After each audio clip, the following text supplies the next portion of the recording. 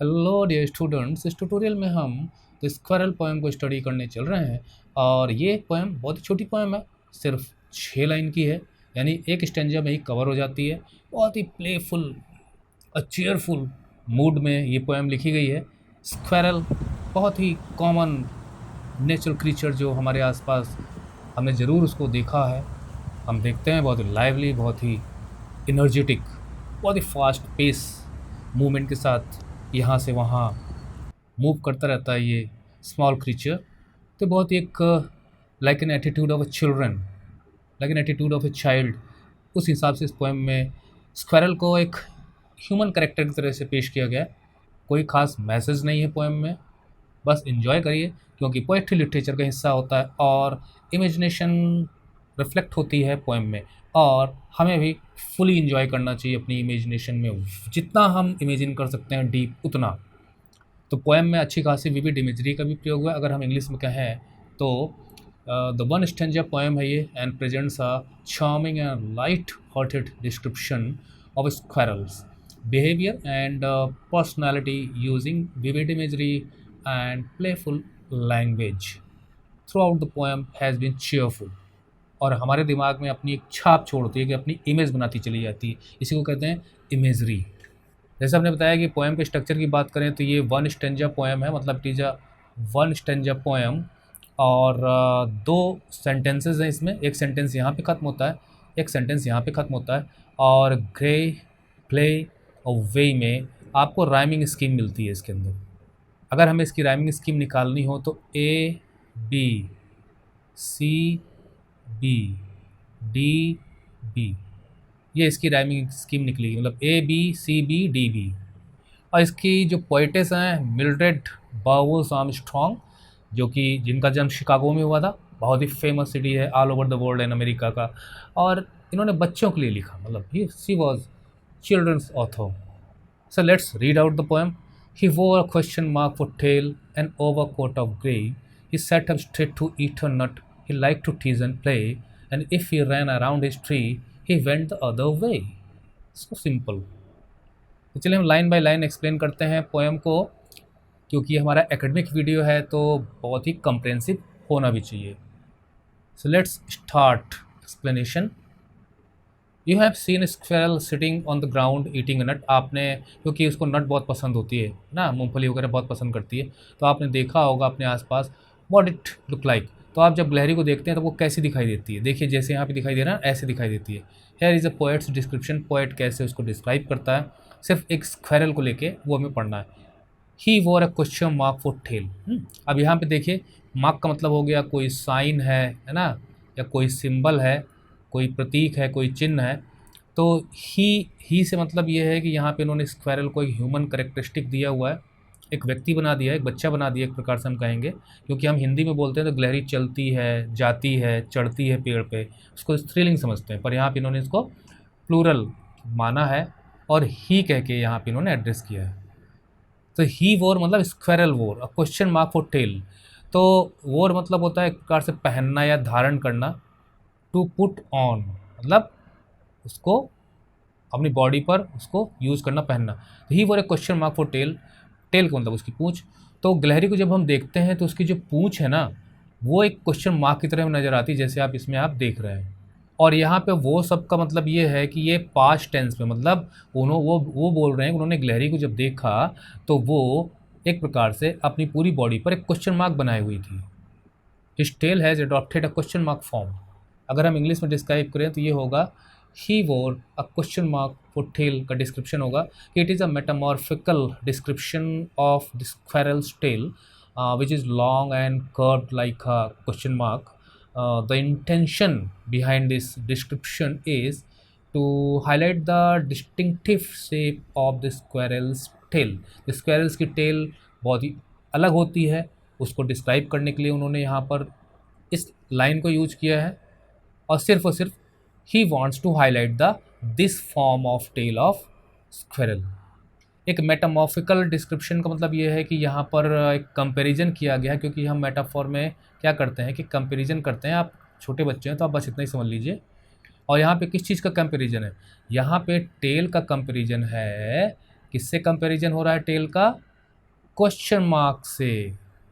Metaphor में कोई एक चीज़ कॉमन होती है, आप थोड़ा सा सीखते भी चलिए इन सब चीज़ों को। कोई एक चीज़ कॉमन होती है जिन दो चीज़ों को हम कंपेयर कर रहे होते हैं, और कंपैरिजन इस प्रकार का होता है कि हम किसी को दूसरे के रूप में शो करते हैं। जैसे टेल को हम क्वेश्चन मार्क के रूप में शो कर रहे हैं, और मेटाफर में हम एज और लाइक वगैरह का प्रयोग या सच एज वगैरह का प्रयोग नहीं करते हैं। इसे हम हिंदी में कहते हैं रूपक अलंकार, ठीक है ना। ये तो थोड़ा थोड़ा फिगर ऑफ स्पीच भी सीखते चलिए। मेटाफर एक फिगर ऑफ स्पीच है। इसके बाद है an overcoat of grey. Pronunciation भी आपका सही होना चाहिए। ग्रे हो गया जैसे स्मोक का धुआं का कलर होता है, राख का कलर होता है। और ओवरकोट आप जानते हैं जो हम पहनते हैं खासकर ठंडी के मौसम में, वो मोटा होता है, हमें ठंडी से विंटर से बचाता है ना। तो अब यहाँ पे भी कंपैरिजन हो रहा है। अब देखिए एन ओवरकोट ऑफ ग्रे, उसने ग्रे कलर का एक ओवरकोट पहना हुआ था। ग्रे कलर तो हो गया उसकी जो बॉडी का कलर होता है गिलहरी का, वो हो गया। ओवरकोट हो गया उसकी बॉडी के ऊपर जो मोटे मोटे रोए रोए रोए रोए वाले जैसे बाल होते हैं, फर होता है उसका, तो उसे उन्होंने ओवरकोट बता दिया। मतलब यहाँ से लेके यहाँ तक पूरा उसने ओवरकोट पहना हुआ है। तो उसकी पूंछ एक क्वेश्चन मार्क बना रही थी, उसकी बॉडी लग रहा था जैसे उसने कोई ओवरकोट पहना हुआ है, क्योंकि इसमें ओवरकोट इसलिए भी कहा गया क्योंकि उसकी बॉडी का मतलब एकदम सेप स्ट्रिप वाली बॉडी होती है और एक जैसी दिखती है ऊपर से, नीचे से थोड़ा सा कलर डिफरेंट होता है। अगर हम इंग्लिश में एक्सप्लेन करें तो ओवरकोट ऑफ ग्रे को हम बता सकते हैं कि metamorphically describes the poet metamorphically describe the thickness and warmth of the squirrel's fur by comparing it to an overcoat. The mention of the color gray emphasizes the specific hue of the squirrel's fur while implying a neutral tone. देखिए यहाँ पर again एक comparison है, क्योंकि जो उसकी body का जो ऊपर का जो स्ट्रक्चर है, जो बनावट है ना, उसको उन्होंने कंपेयर किया है ओवरकोट से। आप देखिए यहाँ पे मेटाफर का कितना अच्छा यूज़ हो रहा है। मेटाफर मतलब जो मैंने अभी आपको बताया था कि एक रूपक अलंकार जहाँ पे हम कंपैरिजन करते हैं। यहाँ पे भी कंपैरिजन था, यहाँ पे भी कंपैरिजन है। और अभी ओवरकोट ग्रे कलर का है, जिससे लगता है पोएट को कि उसकी थिकनेस अच्छी होने की वजह से उसमें वार्मथ है, जो स्क्वायरल का जो फर है उसे वार्मथ प्रोवाइड करता है। और ग्रे कलर एक प्रकार से जो उसकी बॉडी का जो ह्यू है ना, कलर, उसे शो करता है फर का। और एक न्यूट्रल टोन मीन्स कि कोई बहुत ज़्यादा अट्रैक्टिव कलर नहीं है, बहुत ही मतलब चार्मिंग भी नहीं है, प्योर कलर है अपने आप में, तो ग्रे कलर के लिए यूज हुआ है। इसके आगे बढ़ें कि set up straight to eat a nut. Poem बहुत इजी भी है। सेट अप स्ट्रेट मतलब वो जो पास्ट टेंस में पोएम लिखी गई है। तो set up straight to eat a nut, वो सीधी बैठी हुई थी और नट खा रही थी, मूंगफली वगैरह खा रही थी, जिन्हें फोड़ कर हम अंदर से दाना निकाल के खाते हैं। और स्ट्रेट बताओ बच्चों कि ये यहाँ पर एडजेक्टिव है या एडवर्ब है, मतलब इट इज़ एडजेक्टिव और एडवर्ब। सोचो सोचो सोचो सोचो। मुझे याद रहा तो मैं भी बताऊंगा आपको। तो वो चुपचाप स्ट्रेट बैठी हुई थी और खा रही थी। बहुत अच्छा लगता है जब हम गिलहरी को देखते हैं, वो सीधे एकदम बैठ कर दोनों पाँव आगे वाले उठाकर और फोड़ फोड़ के खाती रहती है। तो इंग्लिश में अगर हम एक्सप्लेन करें he sat up straight to eat a nut, तो this phrase refers to the posture of the squirrel while eating a nut. It implies that the squirrel sits in an upright position, उसकी position है with its back straight, पीठ पीछे रहती straight. This description helps to create a clear image of the squirrel. So behavior, यहाँ squirrel का behavior पता चलता है, suggesting that the squirrel is alert and focused on its food, कि वो बहुत अलर्ट रहती, बहुत ही अलर्ट एनिमल है ये, मतलब तुरंत थोड़ी सी भी हरकत होने से यहाँ वहाँ भाग लेती है। तो यहाँ पर उसके बॉडी पोस्चर को बताया गया, कहीं कुछ कंपैरिजन नहीं है। वो क्या खाती है बताया गया है, खाती है बड़े ध्यान दे के खाती है, बहुत फोकस्ड रहती है, और एक डिसिप्लिनरी बॉडी पोस्चर उसका रहता है। आगे he like to tease and play.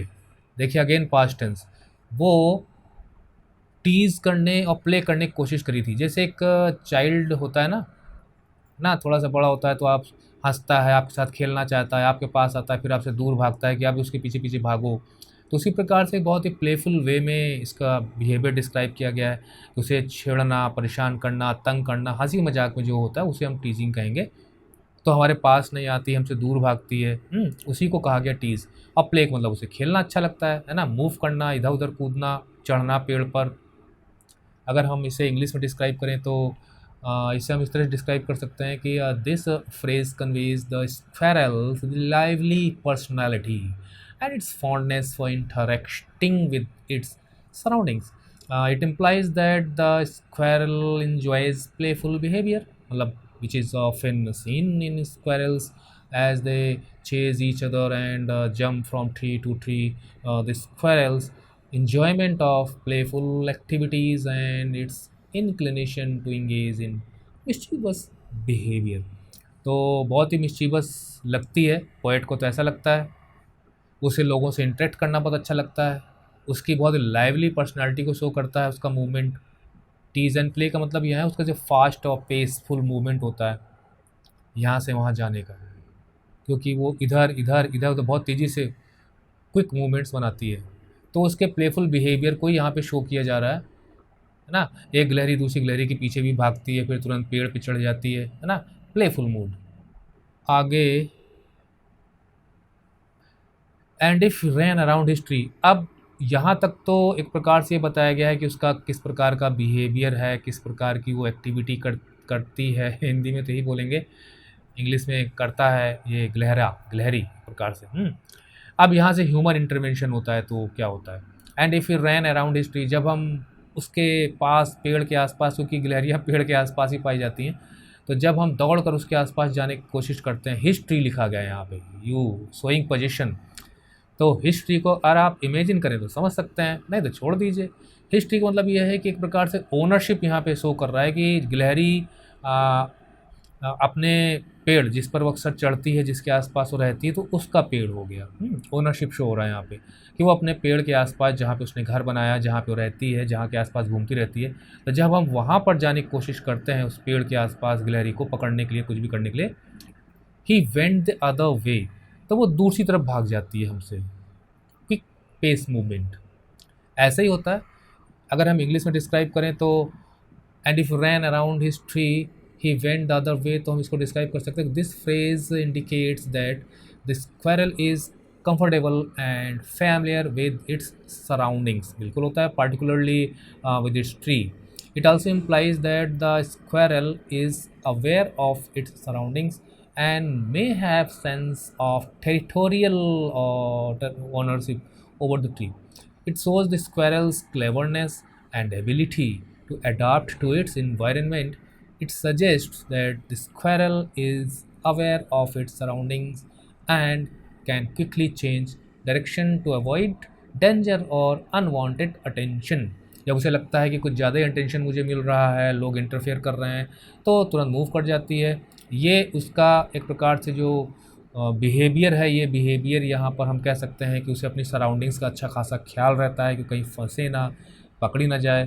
अक्सर आपने देखा होगा कि गाड़ियाँ जाती रहती हैं तो गिलहरी पार कर जाती है सड़क को, गाड़ी ऊपर से गुजर जाती है, फिर भी उसको कुछ होता नहीं है. तो रिस्की भी एक प्रकार से है. तो अपने सराउंडिंग्स को एक्सप्लोर करना बहुत पसंद करती है, मतलब जहाँ रहती है उसको एक्सप्लोर करना पसंद करती है. और टेरिटोरियलिटी और ओनरशिप हमने इसलिए यहाँ पे बताया है कि वो अपनी टेरिटरी में अपने आप को बादशाह समझती है, खूब घूमती है वहाँ पे. और ट्री की ओनरशिप जो मैंने अभी आपको एक्सप्लेन की थी, उसकी एबिलिटी को भी शो करता है किस प्रकार से इन्वायरमेंट के हिसाब से अपने आप को ढाल लेती है. और भी हम थोड़ा सा एक्सप्लेन कर सकते हैं लास्ट लाइन को, he went the other way. उसे हम एक्सप्लेन कर सकते हैं कि this phrase implies that the squirrel avoids confrontation, वो कन्फ्रंटेशन नहीं करना चाहती है, and prefers to take the path of least resistance. It also suggest a sense of caution awareness in the squirrel's behaviour. The squirrel is conscious of its surroundings and swiftly changes its course to avoid danger और unwelcome attention, जो मैंने भी आपको बताया था कि वो confrontation बचाना चाहती है और इसलिए वो आपसे दूर भागती है. ऐसा होता है, सिर्फ इसी के साथ नहीं और क्रीचर्स के साथ होता है, लेकिन इसका मूवमेंट बहुत फास्ट होता है, quick in a different directions.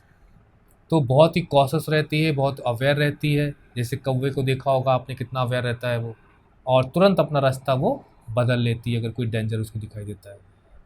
तो एक प्रकार से इस पोएम को हमने एक्सप्लेन किया यहाँ पर. बहुत ही ईजी, बहुत ही आसान पोएम थी ये इसके एक्सप्लेनेशंस हैं जो मैंने आपको दिए यहाँ पर, जिससे आपको हेल्प मिल सके कि आप इसे रिटन में भी पढ़ सकें, समझ सकें। ये इसकी छोटी सी समरी है जो आप स्क्रीन पर देख रहे हैं, इसको खुद ही पढ़ लीजिए, आप समझ लीजिए। इसको मैंने वेबसाइट पर भी दिया हुआ है, आपको डिफरेंट मटेरियल आपको वेबसाइट पे मिल जाएगा।